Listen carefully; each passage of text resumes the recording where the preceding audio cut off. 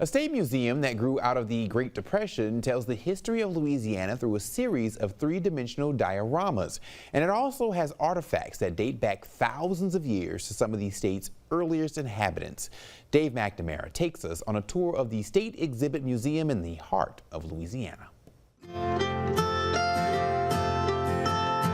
This museum is reminiscent of a time when cities hosted World's Fairs, complete with elaborate dioramas that showed off industries and new innovations. That was the point, was to bring the state into the 20th century. The Louisiana State Exhibit Museum opened in 1939, adjacent to the state fairgrounds in Shreveport.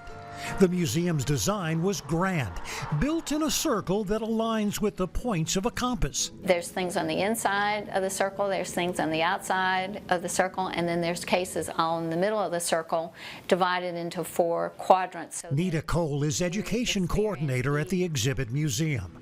Visitors can experience three-dimensional dioramas created during the Great Depression by 24 artists and craftspeople. And it was a make-work project, federal project for artists who could not make a living during the Depression, because if you didn't have any money, you're not going to buy luxury items like artwork. Nearly 24 dioramas show the modernization of Louisiana industries that were moving from manual labor to machines, farm production, lumber and other natural resources, oil and gas production, salt and sulfur mining. And there is a rare antique car pieced together from parts collected from around the country.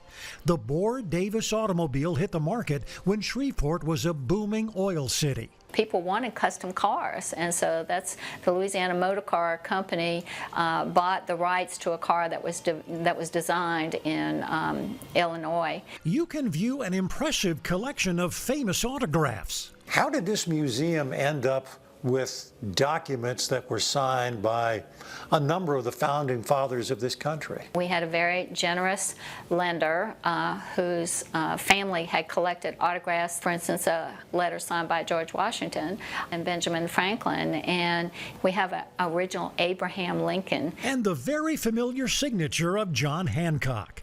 The museum takes you back several thousand years to Louisiana's Poverty Point. It's the same era as the pyramids.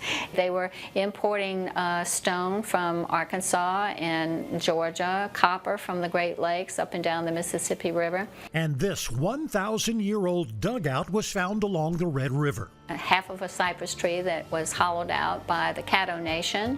It carbon dates to 1035 AD. There is a good dose of Louisiana history here that's showcased in a monumental building that takes visitors on an interesting journey through time. With the heart of Louisiana, Dave McNamara, WAFB 9 News.